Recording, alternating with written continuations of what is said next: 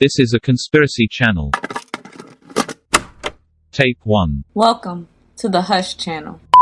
Located at 1114 Fountain Drive, Atlanta, Georgia, is a small, cozy brick house constructed in 1945, which initially had 3 bedrooms and 6 rooms total. In the fall of 1987, 1114 Fountain Drive had been occupied by Willie and Minnie Winston for 22 years. Minnie was 77 and William was 79 years old, and they had 3 adult children. Minnie spent most of her days taking care of Willie, who was poor in health due to his failed kidneys, due to which he underwent dialysis regularly. On the evening of Tuesday, September 8th, Minnie finished cleaning the house and the Winstons locked their doors and set the security alarm around 9:30 p.m. Minnie assisted Willie with getting ready for bed, got her bedtime clothes out, and began running a nice hot bath for herself. Minnie was soaking in her bath for what must have been around an hour, just decompressing from the day. And at around 11:30 p.m., Minnie would step out of the tub like usual, except there was something wet underneath her foot. And not like water wet, something much slicker, stickier, thicker. She could feel it between her toes. It did not feel like water. It felt weird. She immediately looked down to see what was going on, and what she saw was something crimson red that was seeping through the bathroom tile like sprinklers. It was like something out of a nightmare or horror movie, except Winnie initially just assumed that something must have bust and began calling Willie's name, and naturally tried to get the substance off her foot by using the bath mat. But it was too soaked in the substance itself, so Minnie hurriedly rushed to get from inside the bathroom and out into the hallway into the bedroom to tell Willie. But to Minnie's dismay, the substance was everywhere. It was in the hallways, the kitchen, the living room, the bedroom, the basement, the crawl space, all the floors and all the walls, drenching the living room area carpet, seeping through every single crack and crevice of the residence. This was not the result of pipes bursting. The substance was not muddied water. It was blood. Blood coming out of absolutely nowhere. The house itself was bleeding. She ran to Willie and they called 911, and both the EMTs and the police were in obvious shock. They looked at Willie and they looked at Minnie and realized neither of them were bleeding. Willie even verbally told them in a panic that he was not bleeding, his wife was not bleeding, and nobody else was in the house. The police began investigating and saw that Willie was right. Nobody else was there. The alarm had not been triggered. No crime had been committed inside the house. No bodily remains were present. There was absolutely no explanation for where all the blood was coming from. Hemodialysis is a machine that removes blood from your body and filters it through an artificial kidney called a dialyzer, then returns the clean blood to your body. It is a 3 to 5 hour process that can be done at a hospital, dialysis center, or at home. Upon further analysis, lab tests were ran on the blood seeping through the surfaces of the Winstons' home. The blood was type O, and both the Winstons had type A blood. The blood did not come from the malfunctioning of dialysis equipment. It was virtually impossible anyways, as there was just way too much of it, and it was absolutely everywhere, just bleeding through continuously. There was no way that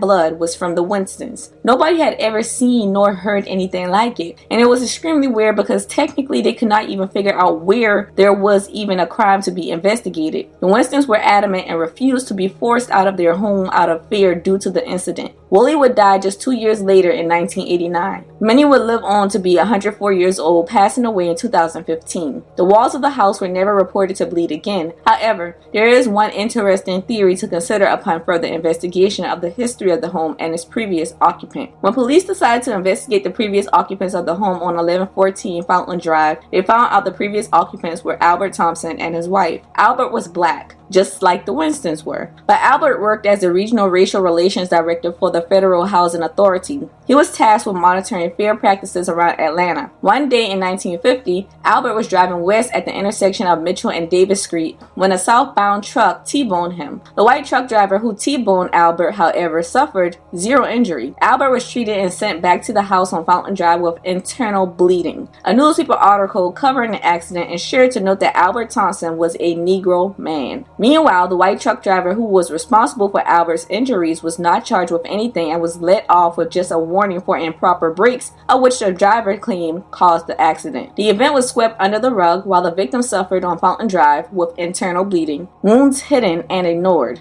Albert would eventually die from internal bleeding. Some believe the house bleeding was connected to Albert's fate. as the blood appeared to the Winstons when the anniversary of the car accident and Albert's death on Halloween were less than a month away. TrulyAdventure.us tells the following about an incident that occurred just days before the blood began to run in the Winston residence, where less than half a mile away, a white Fulton County deputy was looking to serve a warrant on a black suspect. The suspect fled. As the deputy searched, a car was driving in his direction. The deputy opened fire, striking the black driver, Lamar Montgomery, 19 years old, in the head. The car crashed into a brick wall, shattering windows in a building. Neither Montgomery nor the others in the car had been suspect for whom the deputy had been searching. Montgomery was taken to Grady County Hospital, the same hospital that Albert Thompson was rushed to years earlier after his car collision, the same hospital that neglected his injuries and sent him home with internal bleeding, of which he later died. The deputy claimed that Montgomery had tried to run him down with his car, but the sheriff's department found that at least one shot was fired after the car had already passed the officer, piercing the back windshield. Montgomery, meanwhile, died inside the hospital. The shooting and the outcry that followed were part of a very familiar and tragic pattern. The capital of Georgia, Atlanta, shimmers with tall skyscrapers that disappear into the clouds. But below, the facade of innovation and diversity is a history of anger and violence towards the black community. In fact, 81 years prior to the Bleeding House incident, for 2 days starting on September 22,